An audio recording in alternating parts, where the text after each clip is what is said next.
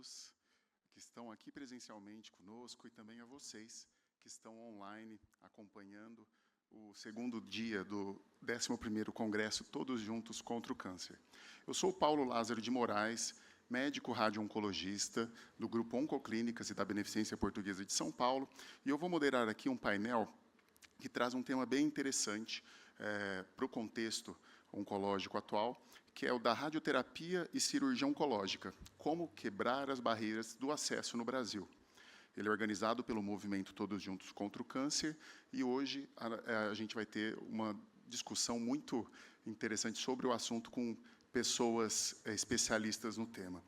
Bom, a radioterapia e a cirurgia oncológica são dois dos principais tratamentos para os diferentes tipos de neoplasias. Mas, no Brasil, os pacientes enfrentam inúmeros desafios, seja no acesso ou na dificuldade de encontrar um especialista. Então, dentro desses motivos, também a gente vê subfinanciamento, insuficiência e ineficiência dos aparelhos disponíveis, falta de equipe especializada e de leitos oncológicos. Isso gera inúmeras filas, especialmente no sistema público de saúde. Bom, para começar, a gente vai contar com a apresentação do Observatório de Oncologia, trazendo um panorama da radioterapia e cirurgia oncológica no Brasil. Depois dessa apresentação, eu vou chamar os demais convidados. Então, a primeira pessoa a falar conosco vai ser a Nina Mello. A Nina é coordenadora do Observatório de Oncologia e Pesquisa do Movimento TJCC. Nina, por favor.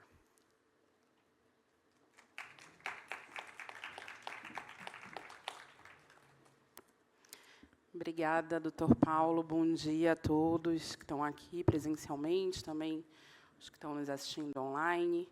É um prazer estar aqui nessa manhã, no segundo dia de TJCC, falando sobre essa temática, né, que são duas das principais modalidades terapêuticas para o câncer, né? Então, vou apresentar brevemente um pouquinho desse cenário hoje no Brasil, para a gente aí ter um pano de fundo para começar a nossa discussão.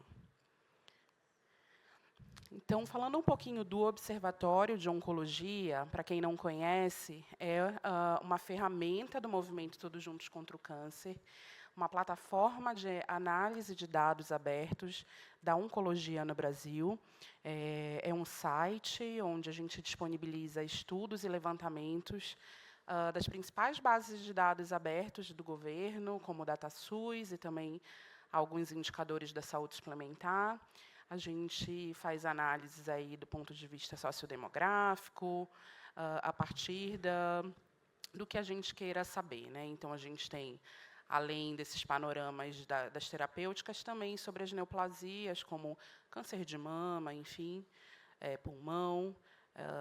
E aí, ao longo de mais de quase uma década, o Observatório nasceu em 2015, a gente já tem mais de 70 estudos publicados. Então, por favor, convido todos a acessarem e divulgarem o Observatório de Oncologia. Sobre o nosso panorama, aqui na temática da radioterapia e cirurgia oncológica, a gente avaliou dados de procedimentos nos anos de 2018 até 2023, utilizando aí somente dados do Ministério da Saúde, através do DataSUS, tanto do Sistema de Informação Ambulatorial e também do Sistema de Informação Hospitalar, ali no caso das cirurgias. Então, sobre produção, né, nesse período aí, de 2018 até 2023, a gente tem um pouco mais de 900 mil cirurgias oncológicas no período. Temos também quase empatado aí um pouco mais de 900 mil APACs de radioterapias produzidas, APAC, autorização de procedimento de alta complexidade no SUS, e com um pouco mais de 700 mil pacientes estimados para a radioterapia somente. As duas terapêuticas, elas custaram para o sistema um pouco mais de 3 bilhões de reais nesse período.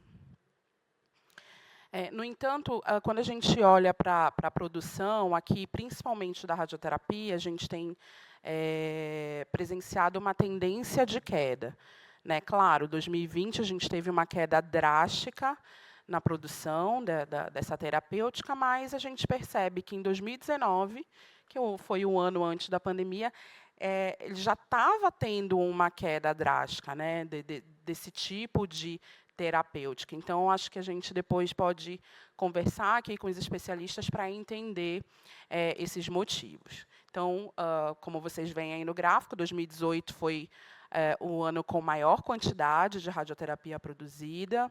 2020 e 2021, claro, a gente teve uma queda nos dois tipos de intervenção. E aí a gente tem um leve crescimento de 2022 a 2023.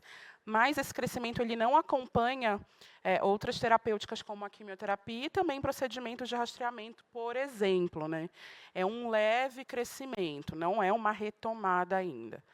E a cirurgia, a gente vê uma estabilidade aí ao longo dos anos. Mas o que foi curioso que a gente evidenciou aqui, que apesar da queda dos procedimentos da produção de radioterapia, o custo aumentou bem significativamente, passando aí de um custo médio de um pouco mais de R$ 1.500 para mais de R$ 4.000, né? E aí a gente vai discutir depois a que se deve isso. Acho que novas tecnologias, substituição de aparelhos obsoletos, enfim. Então, vamos saber isso um pouco mais para frente. Os tipos de câncer que mais utilizam essas duas terapêuticas, tanto a radioterapia como a cirurgia oncológica aqui. Então, para a radioterapia, é a neoplasia maligna de mama em 24,6% dos casos, seguida de próstata, estadios 3, estadiamento 2, aí com a porcentagem mais elevada, e a ressecção segmentar de mama foi uma das cirurgias mais realizadas nesse período. E aí a gente entra num ponto super importante e sensível, que são as diferenças regionais, os vazios assistenciais dessas duas terapêuticas, sobretudo, acho que a radioterapia. Então, a gente tem uma concentração no Sudeste de 40% de todas as radioterapias no Brasil. São Paulo aí é o estado que mais tem radioterapia, com 23% de todos os procedimentos, e contando com 47 estabelecimentos habilitados para a radioterapia, dentre os 190 listados no Brasil inteiro. Aqui a gente tem a região norte inteira, com apenas 10 estabelecimentos com produção de radioterapia. Roraima e Amapá ainda não tem essa terapêutica para os seus pacientes, então isso é um impacto muito importante, ou seja, todo mundo que precisa fazer radioterapia nesses dois estados, seja no SUS ou até mesmo na saúde suplementar, precisa se deslocar para outro estado para poder fazer o seu tratamento. Aqui falando das cirurgias, a gente também tem diferenças significativas. A região norte ela concentra apenas 3% de todas as cirurgias do Brasil. Sudeste aí com mais de 40%, e São Paulo também é o maior realizador de cirurgias, com 23%. E aí a gente tem visto, né, trabalhado, todo mundo que está aqui, né, na sua vivência, profissionais da saúde, a gente aqui do terceiro setor, o quanto os pacientes padecem aí nas filas, principalmente de cirurgia, também para procedimentos radioterápicos, aqueles que a gente, quando fala de vazio assistencial, a gente não está falando só da falta do procedimento, mas também se é o procedimento mais adequado, né? Se os aparelhos que estão disponíveis ali são os melhores hoje, são os mais eficientes. Então, também tem toda essa questão. Ainda sobre o acesso, então, o que a gente consegue resumir aqui, para a gente iniciar a nossa conversa, né? A desigualdade geográfica significativa entre os estados e regiões, com os vazios assistenciais para as duas terapêuticas, queda na produção da radioterapia com o aumento do custo médio ao longo dos anos. Então, aqui isso se deve. E o Brasil com cerca de 400 máquinas para radioterapia, mas mais de 200 serão obsoletas em 20 anos, até 2030 aqui. Tá? Então, o Ministério da Saúde ele tem um programa para implantação de radioterapia, mas, enfim, enquanto ainda tem estados do Amapá que ainda não tem, outros já estão trocando as suas máquinas, porque já estão obsoletas, e tem aqueles que ainda não têm, né? Então, isso realmente é um problema. Era isso, acho que a gente tem que, né, muita coisa para discutir aqui, eu acho que a gente precisa abordar também, além do que eu apresentei da produção, a questão da capacitação técnica, a falta de profissional, tanto para manusear essas máquinas, enfim, e também cirurgiões oncológicos, equipe especializada para lidar aí com esse paciente para essas duas terapêuticas. Muito obrigada, gente.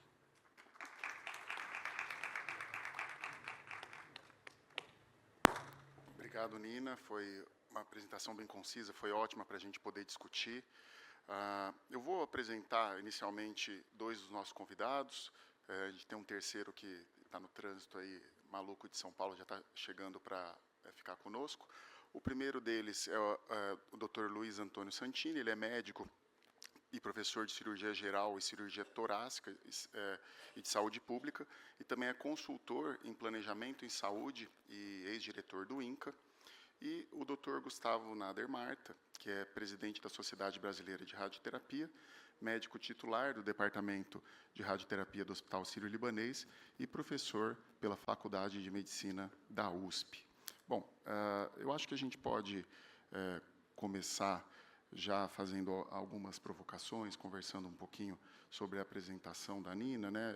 E chama muito a atenção o número, né, de radioterapias por localidade, né, pela região do país, né? No eixo aqui da Paulista, por exemplo, a gente tem mais radioterapias do que na região norte toda do Brasil, né? Então, claramente a gente vê que existe uma dificuldade de acesso nas radioterapias.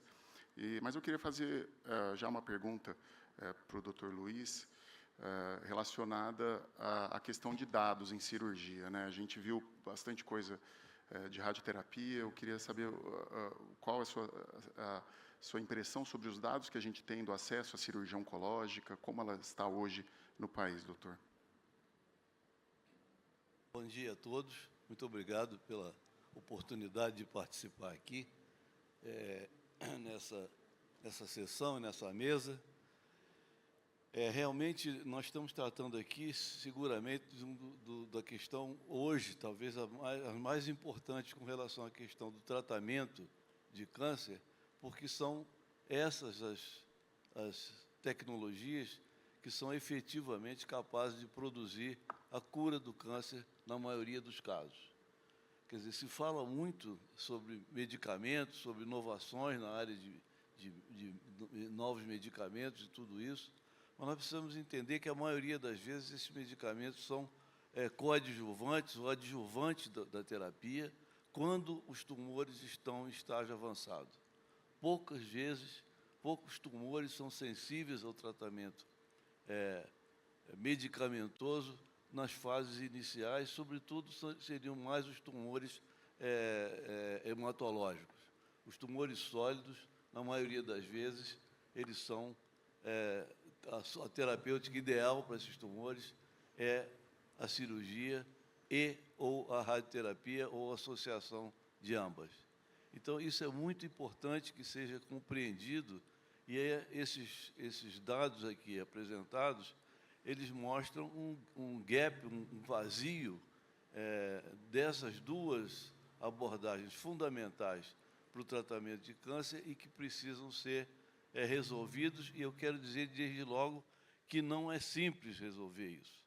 Eu fui diretor do Instituto Nacional do Câncer durante 10 anos, entre 2005 e 2015. Trabalhamos bastante nessa direção e eu devo dizer que alcançamos pouco resultado.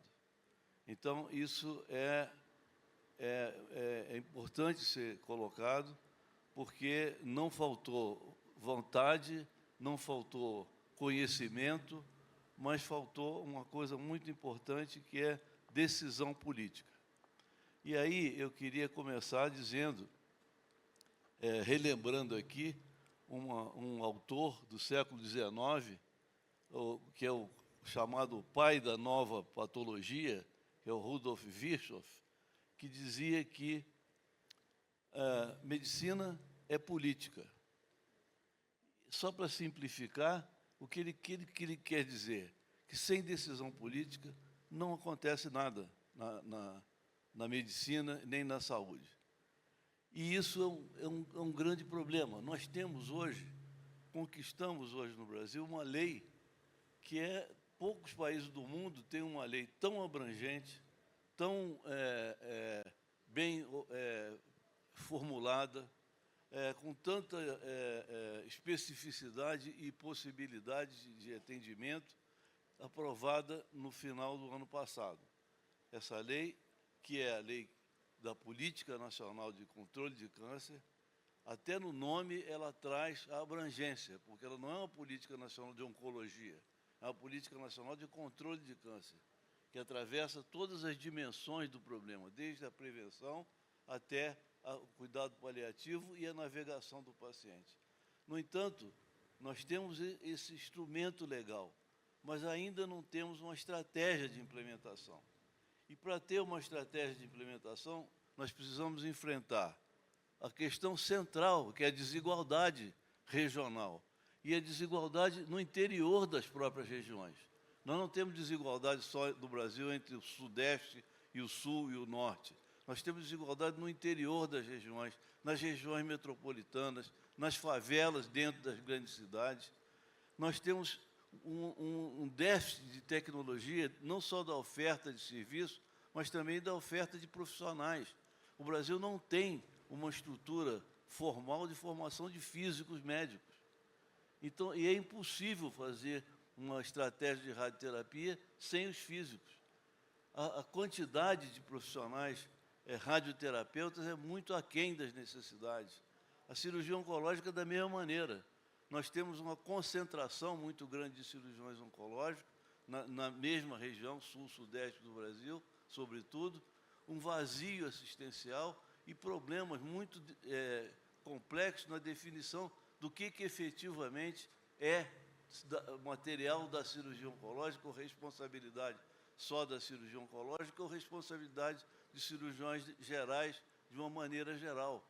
Quer dizer, é preciso definir com muito mais precisão o que significa a cirurgia oncológica, porque, na verdade, uma grande parte de pacientes operados de câncer não são operados por cirurgiões oncológicos, são operados na rede, no sistema, inclusive de emergência. Então, tudo isso tem um impacto muito significativo nesse processo que nós estamos tratando aqui. Perfeito, doutor Luiz. Agora eu gostaria de chamar o doutor Gustavo Nader para falar um pouquinho para a gente as considerações iniciais e depois a gente vai abrir aí para perguntas do público, aqui presencialmente ou em casa. Por favor, doutor Gustavo. Primeiramente, bom dia a todos. É um grande prazer estar neste momento para debater sobre os aspectos da radioterapia, com foco, obviamente, no sistema público e todas as nossas problemáticas e uma discussão que eu acredito que fóruns como esse têm uma participação e um poder muito importante de, número 1, reflexão, e, número 2, em conjunto, buscarmos soluções que sejam reais.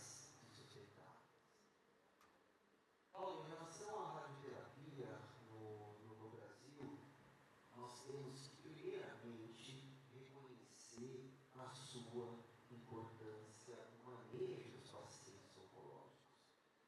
Como já foi colocado pelo Dr. Santini, sim, nós tivemos um tripé que envolve cirurgia, radioterapia e terapia sistêmica.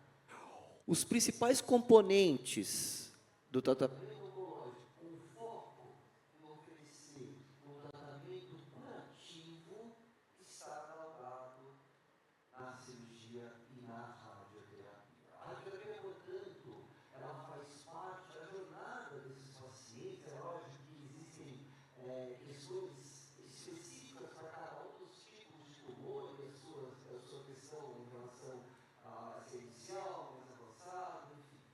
ela tem papel bem definido para o tratamento radical, exclusivamente com radioterapia, tratamento combinado com outras terapeutas, e também tem um papel estabelecido numa doença mais avançada, com o intuito de controlar sintomas, trazendo uma melhor qualidade de vida para os pacientes. Então, temos que olhar com muito cuidado esta questão. Quando nós olhamos no cenário público, é muito inteligente trazermos uma perspectiva, tá, de sustentabilidade, intervenções que realmente trazem o melhor benefício para os pacientes. E aqui não é uma guerra, puxa para um lado, puxa para o outro. Nós temos que entender que existem recursos limitados no sistema público de saúde. Eu tenho certeza que qualquer secretário ou mesmo ministro gostaria de ter verbas infinitas para apoiar e para suportar todas as intervenções necessárias no sistema público, mas a gente sabe que isso não é possível. E sendo dessa forma, nós temos que otimizar. E otimizar significa trazer uma perspectiva... Alô? Alô? Trazer uma perspectiva de ações que resultem em desfechos mais favoráveis. E aí salta aos olhos o papel da radioterapia junto com a cirurgia nesse cenário. Só para trazer dados, Paulo. O governo federal gasta, em relação às APACs, tá, um valor aproximadamente, esse atual, de 660 milhões de reais com radioterapia por ano. Isso corresponde aproximadamente, a verba em oncologia, 10% a 12%. Tá? É um valor relativamente pequeno frente ao impacto que se causa. E quando nós vamos olhar do ponto de vista de sustentabilidade do parque da radioterapia no sistema público, na verdade, o que se reembolsa hoje, eu estou falando de custo, tá? O mínimo necessário para os serviços funcionarem de forma correta. E nós fizemos esse cálculo, a Sociedade Brasileira tem esse estudo, o RT 2030, que mostra que, no mínimo, deveria ser um valor de ticket médico de R$10 mil.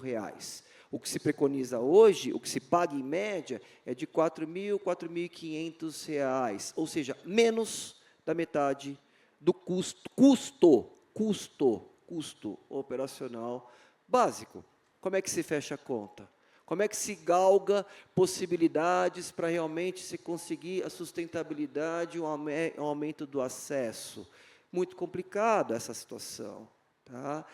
Então, ações precisam ser tomadas com o intuito realmente de se garantir o melhor acesso. E nós temos triado também o deslocamento médio que os pacientes precisam ter no Brasil para chegar a um centro de radioterapia. Qual é a média nacional? 120 quilômetros. Qual que é a média na região norte? 440 quilômetros. Qual que é a média de deslocamento no sul e sudeste? Média das duas regiões em torno de 72 quilômetros de deslocamento diário para chegar no serviço de radioterapia. Então, tudo isso realmente resulta em dificuldades que alguém está pagando essa conta. E quem está pagando essa conta? Infelizmente, os pacientes que estão na fila, esperando para um tratamento adequado, esperando para que aquela doença que, num primeiro momento, poderia ser curativa, não se torne metastática e vira uma bola de neve, reduzindo a chance desse paciente ser curado e aumentando o ônus para quem paga a conta, que na verdade, somos todos nós, pensando numa perspectiva do SUS. Tá? Então, nós temos que atuar de uma forma sustentável, sim. Nós não podemos nos esquecer, e isto é verdade, temos que enaltecer um programa que o governo federal fez, chamado PERSUS. Tá? O PERSUS traz, sim, uma perspectiva de oferecer novos equipamentos e novos serviços de radioterapia no país. Esse programa este ano ainda está na sua fase final, deve trazer para o cenário do sistema público em torno de 30 novos equipamentos, tá? Está atrasado, começou com 80, virou 100 equipamentos, e agora nós temos uma perspectiva de uma renovação desse PerSUS, exatamente para o entendimento de que há necessidade de um número maior de serviços para atender a demanda populacional e uma necessidade de substituir equipamentos que estão defasados. Então, este é um programa do governo federal extremamente positivo, o maior programa de sustentabilidade e entrega de equipamentos que o mundo já teve. No entanto, caminhou de uma forma muito lenta, com diversas dificuldades ao longo da sua execução, e somente entregar a máquina, infelizmente, não resolve o nosso problema. Perfeito. Vai de encontro a uma pergunta da Perla Quindio, que comentou aqui na plateia conosco, sobre a questão do PerSUS, da iniciativa de montar uma fábrica aqui para a produção de radioterapia, que isso aí a gente tem algumas questões envolvidas também, né, o que se montou aqui ou não. Acho que a gente pode comentar sobre isso depois, mas o doutor Luiz quer comentar alguma coisa. Eu queria também? comentar exatamente sobre isso, para não perder essa oportunidade de falar sobre o PerSUS e as suas dificuldades e seus desafios.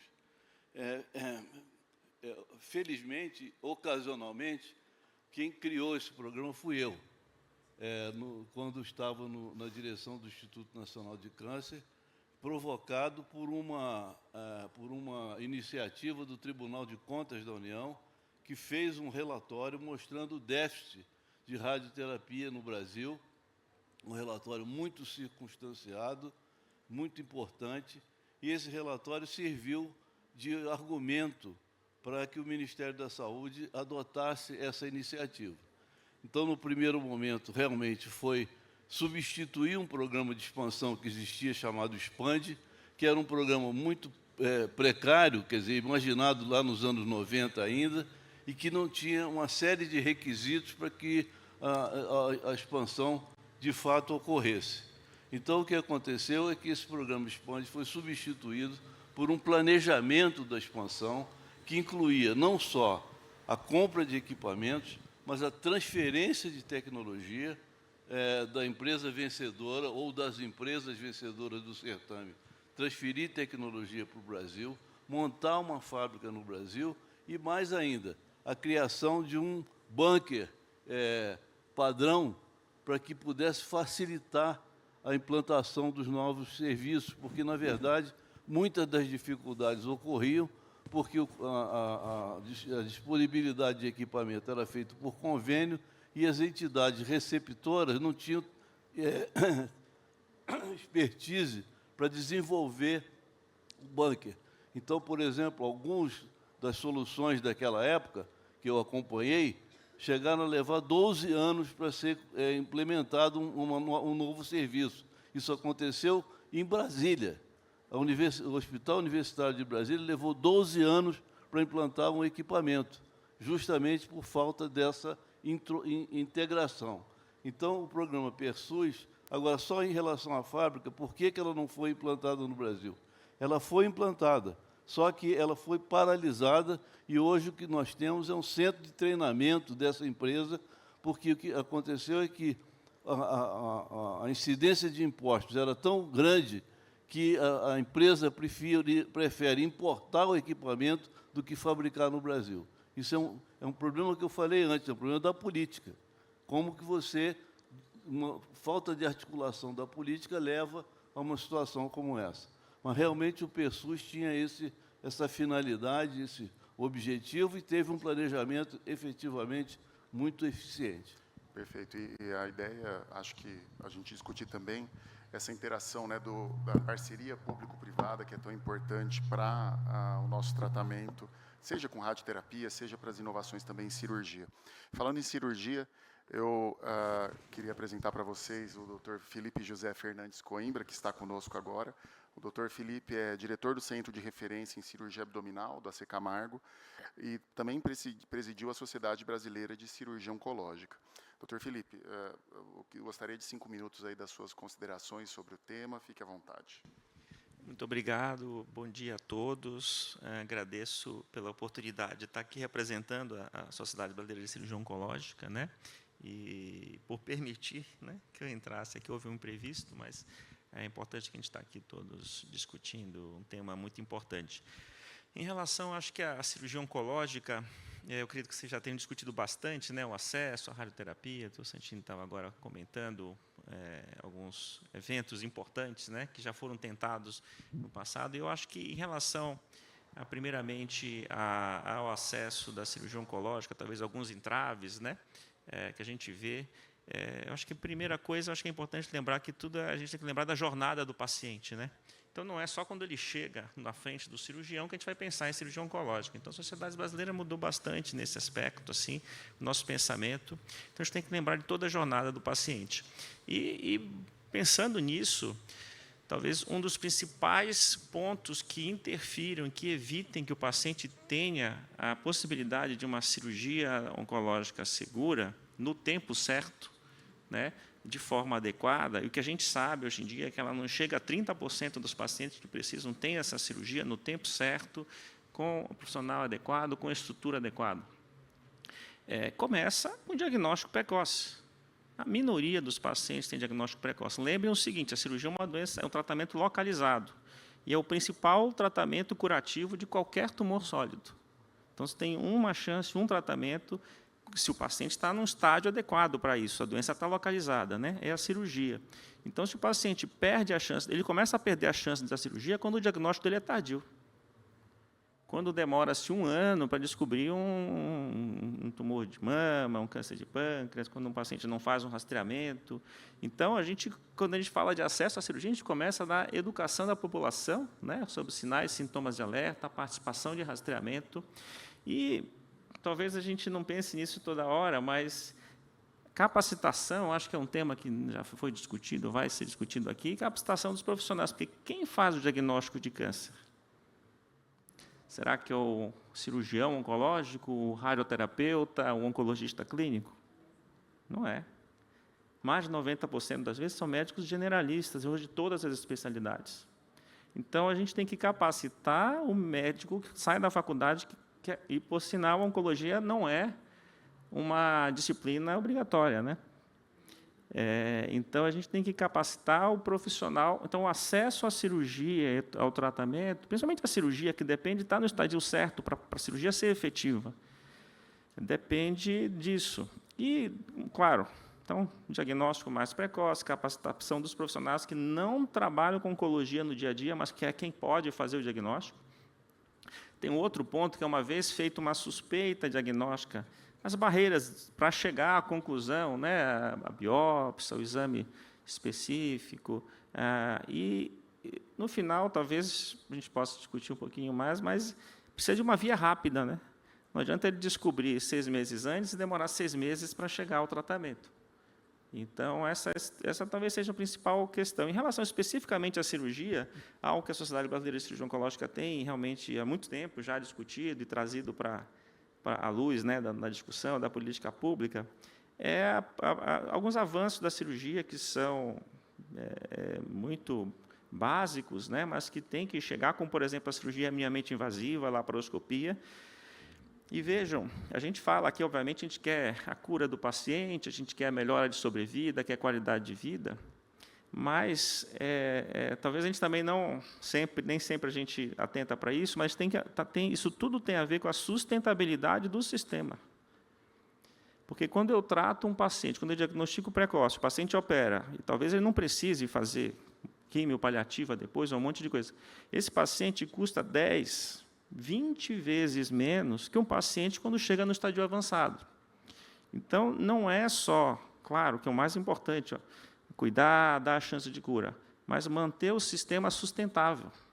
Se esse paciente não é diagnosticado precocemente, não consegue fazer a cirurgia, tudo o que poderia ser feito vai custar 20 vezes mais. Quando a gente fala de 20 vezes mais, quer dizer o seguinte, um paciente que chega por qualquer motivo, com um diagnóstico muito avançado, ele daria para tratar 10, 15, 20 pacientes numa fase inicial para curar, não é para paliar, para curar. Então, a gente o sistema tem que ser um pouco mais proativo nesse sentido e migrando, né, o investimento, o caminho para o diagnóstico mais precoce para o tratamento curativo, para que isso naturalmente, porque a gente não pode deixar de tratar quem chega depois, tem que tratar todo mundo igual, né? Mas a gente pode, sim, dar oportunidade para as pessoas chegarem nessa condição. Então, especificamente a cirurgia, eu acho que realmente um grande avanço é a cirurgia, é a laparoscopia minimamente invasiva, em alguns casos até mesmo robótica. E por que isso? Também tem a ver com sustentabilidade, não é só porque a gente gosta de operar. Quando eu opero um paciente uma gastrectomia, exemplo, aberta, uma gastrectomia total aberta, talvez esse paciente fique 7, 10 dias internado. Mas, se eu consigo fazer bem feito laparoscópica, ele sai do hospital 3, 4 dias antes, muitas vezes. Ou seja, dá para tratar mais um paciente naquele mesmo leito. Então, não é só... veja, só quando eu falo é um excesso, né? Não é só chegar mais cedo, não é só custar menos, não é só ter mais chance de cura. É manter o sistema sustentável através dessa chegada. Então, acho que esses seriam, assim, resumidamente, uma das principais barreiras que a gente enxerga, né? Foi ótimo. Eu acho que está de encontro ao que a gente estava comentando antes, né, doutor Felipe? E o Pedro fez uma pergunta aqui interessante, abordando também esse aspecto da prevenção, do programa Previne Brasil, né, que tem essa ideia de talvez até ter esse letramento do profissional de saúde não oncológico a fazer diagnóstico precoce, que aí realmente a gente vai conseguir tratar esses pacientes de forma curativa. O doutor Luiz e o doutor Gustavo estavam falando, realmente radioterapia e cirurgia, como tratamentos curativos, são muito efetivos e a gente consegue liberar, inclusive, o sistema de um valor financeiro muito alto que a gente acaba tendo para os tratamentos sistêmicos hoje em dia, né? A conta está praticamente impagável até para o sistema, não só para o sistema público, mas como o sistema suplementar. Então, acho que a gente está indo meio que numa mesma linha. Eu gostaria de saber dos três um pouquinho sobre essa dificuldade de acesso em relação às regiões, né? O doutor Gustavo comentou que a média no país, para você conseguir chegar num serviço de radioterapia, mais de 100 quilômetros, lá na região Nordeste, 400 quilômetros. Eu queria entender de vocês como que a gente pode melhorar isso, né? Até uma pergunta da Helena sobre isso, né? Como a gente pode diminuir a fila de cirurgias oncológicas, acesso tanto para os pacientes que estão com estágio inicial, quanto daqueles que precisam do tratamento para estádios avançados. Como vocês veem isso a nível Brasil, né? Um país continental que tem todas as suas dificuldades aí. Eu gostaria de começar com o Gustavo, que não falou ainda. Por favor, Gustavo, fique à vontade. Muito bem. Vamos tentar traçar o que acontece em relação a acesso. Nós fizemos um cálculo, nossa Sociedade Brasileira de Radioterapia, baseado nos dados de incidência do INCA e baseado nos dados públicos de APAC, de número de radioterapia feito ano. Então, baseado nisso e baseado também no pressuposto de que aproximadamente 70% a 70% da população do nosso país é totalmente dependente do SUS, dá para ter uma estimativa, assumindo também pressupostos da porcentagem de pacientes oncológicos que, em algum momento da sua jornada, precisariam de radioterapia. Muito bem. Então, fazendo essa conta, nós estimamos que, por ano, no Brasil, hoje, 73 mil pacientes com indicação de radioterapia não a receberam. Então, esse é um dado, tá, baseado nesses pressupostos e dados oficiais que nós temos aí do INCA e também do que, de fato, aconteceu de radioterapia que está disponível nas APACs. 73 mil pacientes com indicação de radioterapia em todos os cenários não a receberam. O que está acontecendo? Acesso.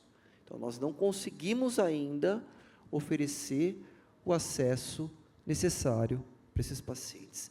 E é muito triste, Paulo, quando a gente faz comparativos, e nós temos alguns bancos de dados que, apesar das suas limitações, pode trazer uma perspectiva populacional. Vou citar o banco de dados do Estado de São Paulo, da FOSP, porque tem dados de estadiamento e tem dados de sobrevida dos respectivos pacientes.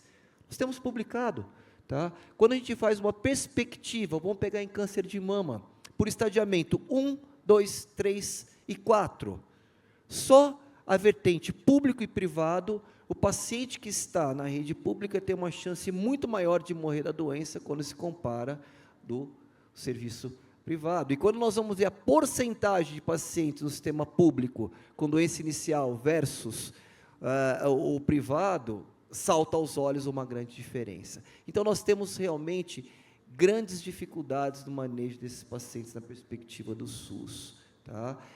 E temos um estudo mostrando também a chance de mortalidade que essas pacientes têm, o paciente morrer pelo câncer por não estar recebendo radioterapia adequada. Então, como eu mencionei na minha primeira fala, a corda estoura sempre no lado mais fraco.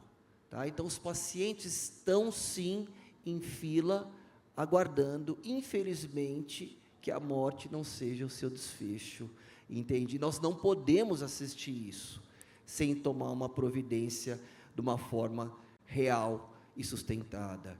De novo, tenho que enaltecer e reconhecer o papel do PERSUS.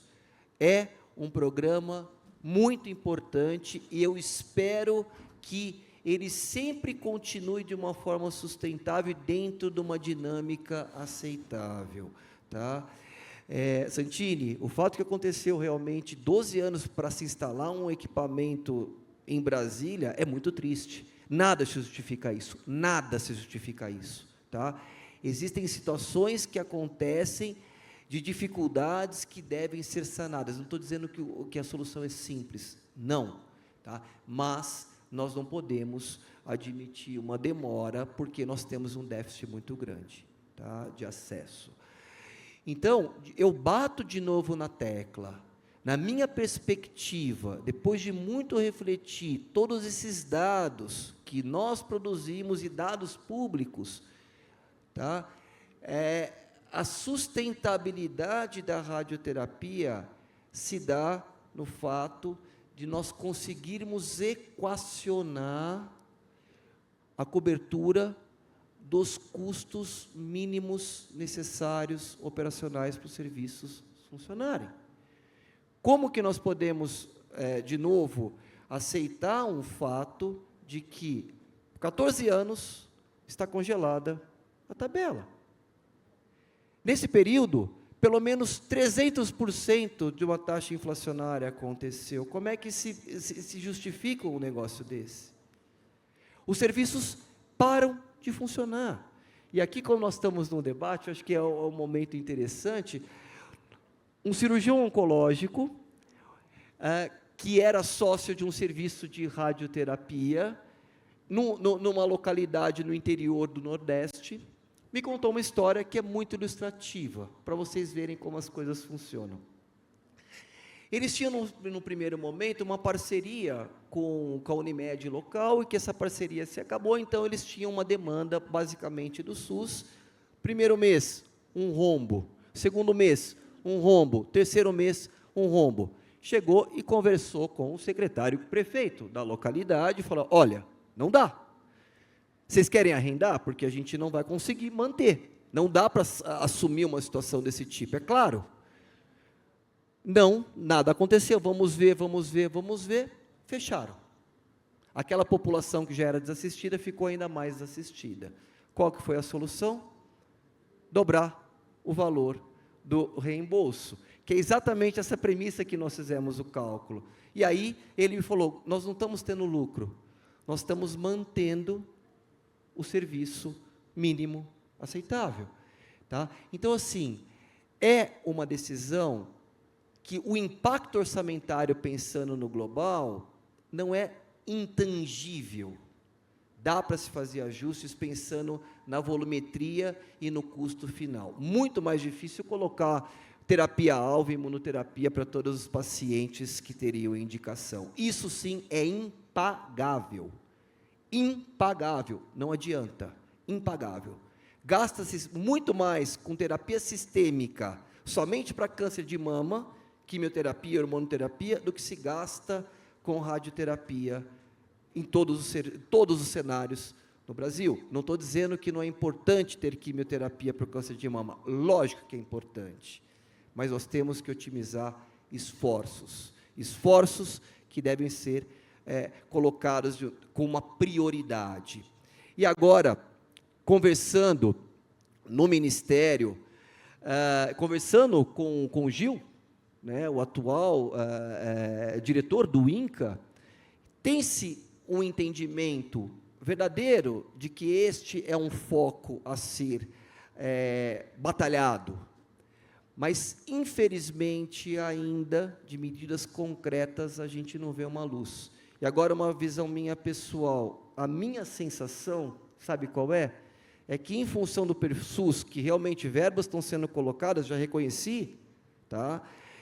Já se está, entre aspas, fazendo muito pela radioterapia, porque nós temos outros gargalos, e é verdade, tá?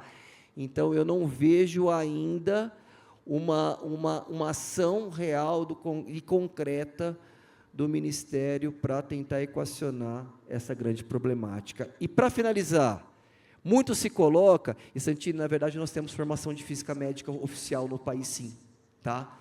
Muito se fala da estrutura necessária de formação pessoal. Minha perspectiva, o próprio mercado regula isto. Uma vez que nós tivermos uma condição adequada, tá, para os diversos profissionais atuarem com uma sustentabilidade salarial adequada e compatível, isso se resolve em curto prazo, porque nós temos, sim, tá, escolas formadoras, só para ter uma ideia, tem diversas residências médicas em radioterapia que sobram vaga, inclusive no INCA, no AC Camargo, no Hospital Sírio-Libanês, no ICESP, está sobrando vaga de residência. Por quê? Porque talvez nesse momento, em função de todo esse painel, tá, e isso é cíclico nas diversas especialidades, tá legal? Não esteja se vislumbrando um mercado adequado. Então, as pessoas não buscam especialidade, tá bom? De novo, sustentabilidade econômica, na minha opinião, é a saída para a gente resolver o problema, e o ajuste financeiro não é tão grande. Doutor Gustavo, aproveitando, só queria que você comentasse brevemente, porque além da questão do acesso integral à terapêutica, né, à radioterapia, a gente também tem a questão do... É muito comum em vários serviços, principalmente Norte e Nordeste, que tem uma pseudo-oferta do serviço, né? Aí quebra a máquina, para, paciente, quando já começa o tratamento, precisa interromper. Eu queria que você comentasse um pouco do prejuízo, né, para esse paciente, essa interrupção nesses tratamentos, porque é o que a gente vê bastante aí na realidade. Essa questão de não seguir um protocolo de tratamento adequado, em algumas vezes pode repercutir, sim, com um prejuízo. Prejuízo significa uma menor chance da gente conseguir o controle daquele tumor, ou seja, né, matar aquele tumor, e também isso pode impactar em algumas situações, numa menor chance dos pacientes ficarem curados daquela situação. Vou dar um exemplo, isso está muito bem demonstrado na literatura, inclusive é uma das minhas áreas de atuação, né, dentro da oncologia, tumores de cabeça e pescoço. Tá? Então, quando nós estamos num paciente que estamos fazendo radioterapia, por exemplo, exclusiva, o tempo muito longo para se finalizar o tratamento pode repercutir com prejuízo no insucesso do tratamento. Tá? Então, ter uma estrutura de suporte, de uma dinâmica, de que se quebrar esse equipamento, nós temos uma forte contingência, ou contratos com as empresas de manutenção, para dar uma resposta o mais rápida possível, de fato faz muito sentido. Tá? Agora, é bem verdade que em algumas situações, interromper o tratamento por um período de 1 semana, 10 dias, muito pouco provável deve impactar em piora. Então, nós temos que fazer uma ponderação objetiva nesse aspecto. Mas você tem toda a razão. De novo, estrutura de garantir não só o acesso, mas como a realização do tratamento dentro de uma janela temporal adequada. E mais, com implementação de radioterapia de mais tecnologia, e aí é outro ponto que vai impactar no acesso, tá? A gente pode, muitas vezes, oferecer tratamentos mais rápidos. Só um exemplo. Câncer de mama hoje, em alguns casos, nós fazemos em 5 aplicações. Começa na segunda-feira, termina na sexta-feira, coisa que, há 15 anos, todos os pacientes, no mínimo, faziam 25 aplicações. Otimização de tratamento, diminuição de custo, aplicando esses esquemas mais curtos, que nós chamamos de hipofracionamento, aumentando o acesso. Olha que coisa bonita, mas para isso precisa garantir um mínimo de recursos técnicos e tecnológicos para que esse tipo de situação aconteça. Perfeito. Dr. Santini, Dr. Felipe, eu gostaria que vocês fizessem algumas considerações sobre acesso à cirurgia de qualidade oncológica, né? O Dr. Santini comentou que, eventualmente, a gente, em alguns locais, pode até ter cirurgias oncológicas feitas por não especialistas, e isso ainda existe no Brasil, né? Melhor fazer alguma cirurgia do que nenhuma cirurgia, mas como a gente pode mudar esse panorama em relação às regiões do Brasil, essas desigualdades regionais que a gente vê no Brasil hoje?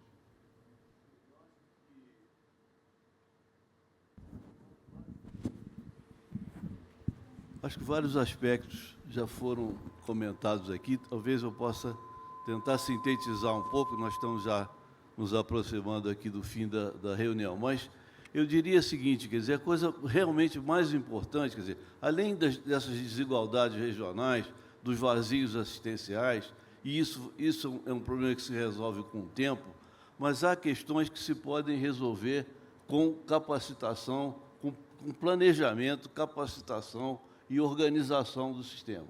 Então, por exemplo, como foi dito, quer dizer, a questão do diagnóstico é fundamental para garantir um acesso no tempo adequado. E o problema do diagnóstico não é um problema do especialista. O problema do diagnóstico é um problema do primeiro atendimento do paciente. A primeira coisa é haver uma mudança, inclusive na capacitação, por exemplo, dentro do programa de saúde da família. Os médicos de família são capacitados ou são treinados de acordo com o modelo epidemiológico do passado. Eles não abordam no seu treinamento, na maioria das vezes, a questão que está batendo na porta dele como problema de saúde.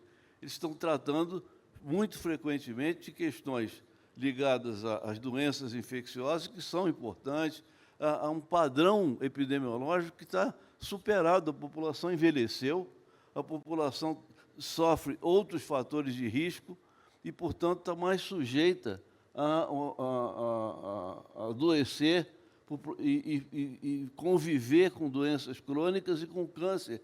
E, muitas vezes, as pessoas não estão preparadas para isso. Mas, além do preparo pessoal, falta também estrutura para diagnóstico. A demora na obtenção do resultado de exames diagnósticos no sistema pode ser melhorada também, além da organização e capacitação, por exemplo, com novas tecnologias.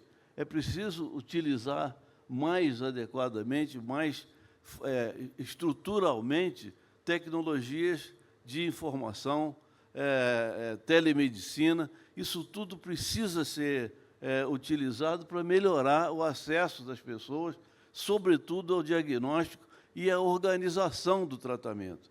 É possível, como foi dito, reduzir o tempo efetivamente, entendendo as razões e as possibilidades de fluxo dos pacientes.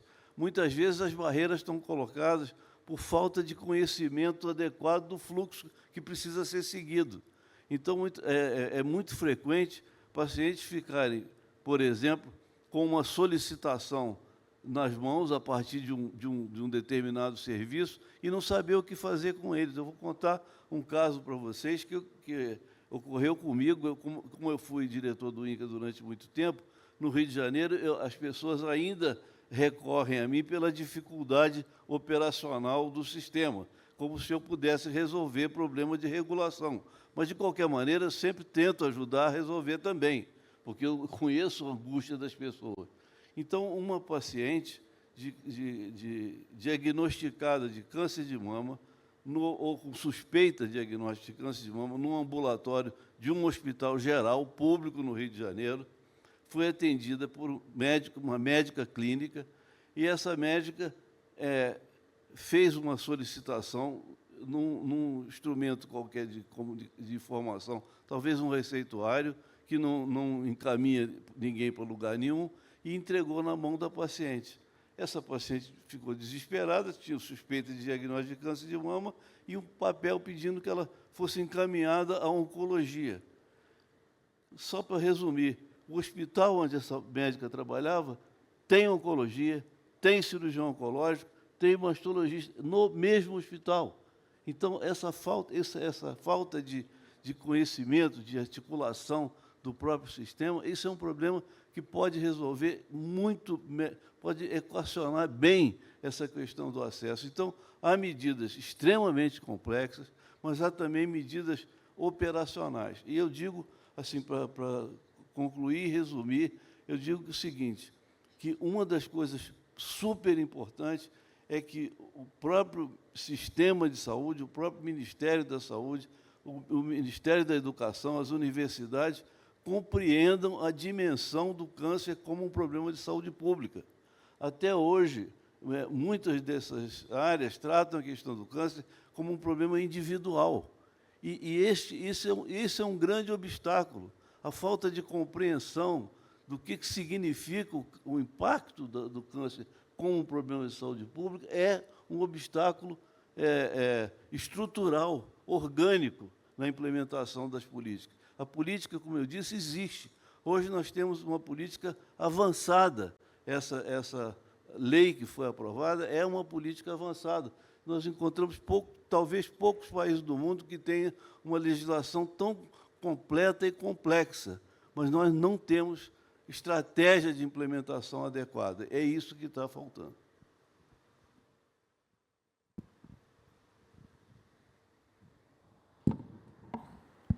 Oi, sim. Eu concordo tudo com o doutor Santini falou, e realmente essa questão de acesso é muito ampla, né? Vai desde que a gente comentou da capacitação, do diagnóstico, da suspeição inicial lá pelo primeiro médico. Existem estudos no laboratório, né? Mostrando que, em média, um paciente passa 4 consultas antes de chegar a uma suspeita ao diagnóstico, né? Então, a gente tem que lembrar que, infelizmente, o câncer é a segunda doença que mais mata brasileiros e o mundo inteiro, depois da doença cardiovascular.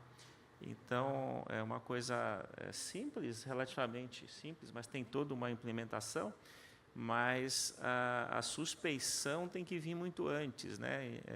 E que o paciente consiga realmente ter esse diagnóstico mais cedo, porque isso acaba gerando uma sequência de fatos benéficos que podem chegar a uma maior chance de cura. Vejam, a gente não está nem falando de todos os casos. Tem tumores que não tem, é muito difícil, que às vezes a evolução é tão rápida que pode não fazer diferença. Assim como tem o contrário. Tem uns pacientes que têm um tumor tão lento, que talvez não precise tratar, às vezes uma situação de próstata, mas a grande maioria tem essa janela e realmente essa grande oportunidade. E o médico de família é fundamental, né? E várias outras especialidades, cirurgião geral, clínico, acho que tem essa oportunidade. Em relação ao acesso da cirurgia, especificamente, eu diria que a gente pode até dividir em 2 tipos de grupos maiores de cirurgia, aquelas que podem ser resolvidas em qualquer lugar, né? Um tumor de pele, uma cirurgia simples, desde que os médicos estejam treinados. O cirurgião oncológico tem esse treinamento de base na formação, mas vários cirurgiões, várias especialidades também têm esse papel e podem fazer isso. Então, isso não é esse é um papel da cirurgia como um todo, né? E essa conscientização do cirurgião, da população, é algo que a Sociedade Brasileira de Cirurgia Oncológica tem se empenhado e vai fazer muito mais. Vocês vão ver algumas novidades. E nós, como cirurgiões, queremos melhorar muito esse acesso de uma forma mais ampla do tratamento. Mas, voltando à cirurgia especificamente, então, tem dois tipos. Esse que pode ser resolvido em qualquer hospital menor, um tumor de pele, alguma coisa mais simples. E também tem o outro lado, que são aquelas cirurgias extremamente complexas, né? Como, por exemplo, uma cirurgia de UIPA, uma cirurgia de cabeça de pâncreas. Essa não só, às vezes, não deve ser realizada num centro menor, como ela deve ser realizada num centro de alto volume, porque isso impacta diretamente nas chances de cura do paciente, nos custos, na sobrevida, no risco de complicações, né? Então, a gente tem que, ao mesmo tempo, eu posso dizer assim, descentralizar para muitos dos procedimentos, talvez para a maioria, e ter um sistema que gere um fluxo otimizado, um fluxo rápido, para o paciente chegar numa cirurgia mais complexa, também num centro mais rápido. E o Brasil continental, com regiões enormes, né, maiores que muitos países, a gente tem isso como uma questão realmente crítica e que precisa ser repensada, né? A gente precisa renovar isso. Porque a gente não tem uma solução única. Em cada região é diferente. Eu sou de Belém, por exemplo, eu sei a realidade do Pará, muito diferente de São Paulo, onde eu trabalho hoje em dia. Então, são questões regionais, mas que tem que ser pensado de uma forma mais ampla. E a organização do sistema, do funcionamento dos fluxos de rotina, a gente tem que começar a categorizar realmente. Não pode ser mais uma coisa, como o doutor Santini falou, o câncer de uma maneira geral. Não, tem que começar a individualizar, mas ter uma solução única que consiga alcançar toda a população. Além da questão de regionalização, a própria mudança, né, que a gente tem hoje na pirâmide etária brasileira, né? Na década de 40, a sobrevida média dos brasileiros e brasileiras era em torno de 44, 45 anos. Hoje, tem algumas estimativas em países desenvolvidos que a gente vai chegar a mais de 100 anos, né? O homem e a mulher que vão ter 120 anos já nasceram. Então, a gente, com isso, vê mudando essa epidemiologia do câncer também. Antigamente se falava muito pouco, o pessoal tinha até medo de falar a palavra, né, aquela doença ruim. Agora ela está virando uma realidade, que as pessoas deixaram de morrer de doenças infecciosas, deixaram de morrer do coração, e agora a gente está vendo cada vez mais as pessoas morrendo de câncer, e o trabalho é justamente esse. A gente teve uma questão aqui da Raquel que foi bem interessante. O que a gente pode fazer, né, para contribuir de forma efetiva para cobrar a melhoria do acesso à radioterapia ao SUS? Eu acho que é isso, né? Movimentos como o Todos Juntos contra o Câncer, o trabalho que o Observatório de Oncologia faz, isso tudo está aí aberto para a sociedade civil organizada utilizar e ir atrás daquilo que acha necessário para a sua região, né? Não tem uma fórmula mágica para o Brasil melhorar o acesso nem à radioterapia, nem à cirurgia, quanto mais a tratamentos sistêmicos milionários. Eu queria... Agora, faltam 11 minutos para a gente acabar, mais ou menos. Queria que os panelistas fizessem suas considerações finais, né, incluindo a Nina, falar um pouquinho do Observatório de Oncologia, para a gente encerrar. Se alguém tiver alguma outra pergunta, pode ir mandando, e a gente vai tentando equacionar aqui também. Por favor, Nina. Bom, como você falou, doutor Paulo, eu acho que o objetivo do observatório é para além de levantar dados e informações. Eu acho que pautar discussões como essas, para além disso, né, fazer o desdobramento necessário. Então, se a gente identifica vazios assistenciais, algum gap, até a falta de dados é um dado, é uma informação, e a gente precisa conectar e levar essa pauta e montar ações e programas para que isso seja, de fato, resolvido. Não adianta a gente ficar discutindo aqui questões relacionadas a acesso, a gente já bem conhece.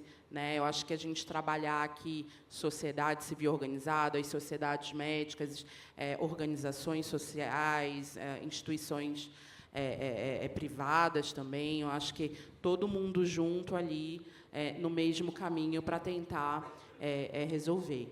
E é isso mesmo, sabe? Eu acho que todo mundo tem um papel ali, contem com a gente, todo mundo que está aqui, eu acho que tem um pouco de interesse nessa pauta e pode fazer a diferença. O Observatório segue aí nessa missão, tá? E eu acho que é isso. Muito obrigada a todo mundo que está aqui colaborando, e só assim a gente consegue modificar alguma coisa, né? Todo mundo junto. Bem, primeiro eu queria agradecer, em nome da Sociedade Brasileira de Cirurgia Oncológica, o Dr. Rodrigo, que é o nosso atual presidente, né? Parabenizar, realmente, eventos como esses nos deixam muito felizes, a gente sabe a importância do que está acontecendo aqui, do que acontece, né, sempre, e dizer que a gente tem muita coisa boa, claro que a gente aponta, né, as dificuldades, mas a gente tem muita coisa boa, a gente tem um sistema de saúde que eu acho que é capaz de resolver a maioria desses problemas, mas que tem que ser realmente uma adaptação constante, né? E a gente acredita que é possível, sim, melhorar bastante, otimizar os recursos, né, a situação que a gente tem, mas a gente precisa realmente mudar um pouco a forma que a gente encara o problema. De uma maneira geral, veja, não dá para dizer tudo, não é apontar um dedo, mas, de uma maneira geral, o sistema ainda é muito reativo, eu diria, na minha opinião. Então, por exemplo, se 60% dos pacientes chegam com doença avançada, vamos investir 60% a 70% do que a gente tem depois que chegou, né? Então, a gente precisa começar a mudar isso. Eu acho que esse é um raciocínio que a gente tem que, realmente, aos poucos, fazer e começar a migrar parte desse investimento para o diagnóstico, educação da população, e não é só o Ministério da Saúde, é educação. Fico feliz de ver hoje, né, que os alimentos vêm as marquinhas do que tem excesso de açúcar, excesso de gordura, os ultraprocessados, tem muita coisa para ser, né, antecipada e realmente mudar a realidade, eu acho que da oncologia brasileira. E a cirurgia, vocês vão ver, apesar, como eu falei, somos cirurgiões, mas vamos realmente incentivar bastante essa questão do awareness, da conscientização da população, do diagnóstico mais precoce, que isso é fundamental. E eu acho que isso algo que a gente pode ajudar bastante, realmente, em tudo o que tem acontecido. E a cirurgia, especificamente, uma vez que o paciente realmente chega, depois de passar todas essas barreiras, né, é importantíssimo ter uma via rápida. A gente tem, na Inglaterra, algo que já pode ser pensado nesse sentido, né? Quando há uma suspeita de câncer, não um diagnóstico, tem uma via rápida para ele chegar no diagnóstico. Então, a gente vai precisar, não tem jeito, de lugares... a gente falar o nome em inglês, one stop, não, diagnóstico rápido. A gente precisa ter uma via rápida para diagnóstico, que talvez seja uma das principais barreiras que a gente enfrenta hoje em dia, né? E a gente acha isso muito importante, tem trabalhado. E a cirurgia, eu acho que a gente precisa realmente atualizar. Tem questões que a gente não vai discutir aqui, desde tabela, mas uma coisa que realmente a gente pode, dentro da parte técnica, mudar hoje em dia é o acesso à cirurgia minimamente invasiva. Então, a gente pede o apoio, inclusive, de todos aqui, que é algo que a gente tem, que a sociedade tem trabalhado bastante e pode beneficiar bastante nossos pacientes que precisam de uma cirurgia oncológica. Obrigado.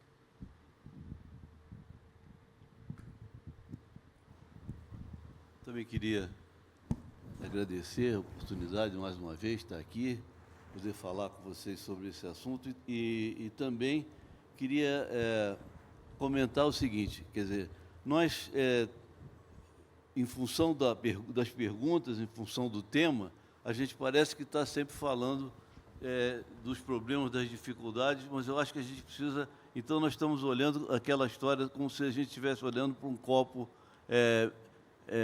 meio vazio. Mas nós podemos pensar de outra maneira, pensar que nós podemos olhar para esse copo meio cheio. No seguinte sentido, nós temos um sistema de saúde bastante resiliente. E a prova dessa resiliência foi a pandemia.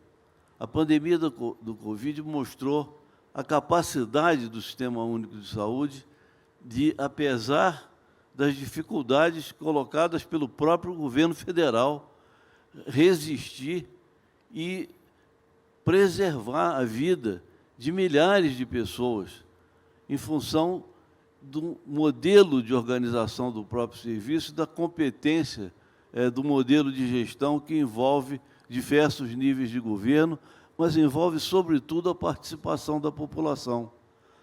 O Sistema Único de Saúde sempre investiu nessa possibilidade, e isso não tem dúvida nenhuma que foi um elemento muito forte do sistema. E eventos como esse, movimentos como o Todos Juntos contra o Câncer, fortalecem essa perspectiva do Sistema Único de Saúde. As dificuldades pelas quais nós estamos vivendo hoje, de acesso, de tecnologia, tudo isso, hoje é vivenciado por todos os países do mundo, desde os mais desenvolvidos até os menos desenvolvidos, mas todos têm o mesmo tipo de dificuldade. Eu vejo, recentemente, tem saído inúmeros artigos sobre a fragilidade que o sistema inglês está tendo, e que é um sistema muito mais consolidado que o Sistema Único de Saúde, recentemente, essa semana passada, o novo primeiro-ministro apresentou um relatório mostrando elementos críticos muito semelhantes ao que nós estamos falando aqui agora, sobretudo com relação à atenção ao câncer. Então, vejam, nós não estamos num mundo diferente, nós estamos num mundo de crise, inclusive de valores, crises sociais muito profundas, socioeconômicas profundas. Então, temos que entender isso para entender que é preciso inovar também nos nossos modelos. A perspectiva fundamental que nós temos do Sistema Único de Saúde é o direito universal à saúde, e nisso nós somos o maior sistema de saúde do mundo com esse tipo de direito. Agora, nós temos problemas dentro disso, problemas, sobretudo, de equidade. A desigualdade, como foi mostrado aqui, por exemplo, no acesso à radioterapia no setor público e no setor privado, aqui no estado de São Paulo, isso ocorre no Brasil todo. E isso então, a equidade, que é um dos pilares do Sistema Único de Saúde, nós temos que buscar resolver. Mas isso, como eu digo, não é um problema só dos profissionais, é um problema da sociedade. Por isso, eu parabenizo ao TJCC, à Abrale, as organizações aqui presentes, pela iniciativa de colocar essa questão em discussão de forma madura, como está sendo colocado aqui. Parabéns e muito obrigado.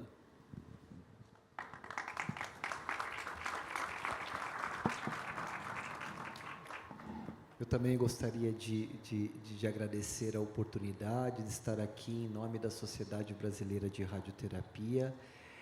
É uma oportunidade especial porque nós podemos realmente trazer informações e discutir num nível muito positivo, com vistas realmente a entender, é verdade, temos um sistema público forte, que muitas vezes é até modelo mundialmente, no entanto, existem gargalos.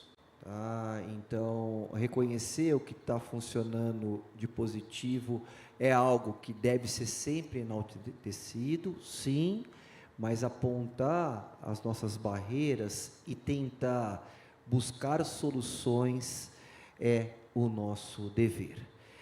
E todos falam, né? O sistema do público de saúde do Brasil é tripartite, né? Então, tem a esfera federal, tem a esfera estadual e tem a esfera municipal. Eu costumo brincar que, na verdade, seria quadripartite, que a quarta força está aqui, entende? Então, somente com o envolvimento real nosso, né, população, que temos direitos por definição da nossa própria Constituição, eu acredito sim que essa quarta força tem um poder transformador muito positivo. Tá? Então, primeiro reconhecer as estruturas, as dificuldades e trabalharmos para sensibilizar quem de fato toma as decisões em cima para a melhoria dos nossos gargalos hoje na atenção dos pacientes oncológicos. Mais uma vez, muito obrigado por essa oportunidade. Eu estou sempre disponível, e a minha instituição, da qual eu represento, a Sociedade Brasileira, também, para participar de encontros como esse.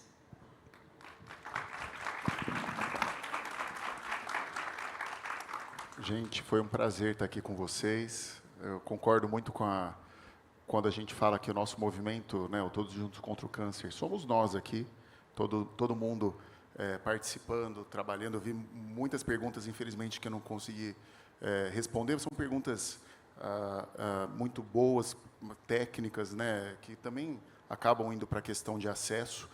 Né, quanto tempo eu posso fazer ainda a radioterapia? Se demorar muito para terminar a radioterapia, se isso vai causar problema ou não? Tudo isso é o que a gente faz aqui quando a gente está debatendo, né, tentando aumentar acesso, aumentar pacientes tratados de maneira curativa, né, num país que tem tantas disparidades, né, num país continental como o Brasil.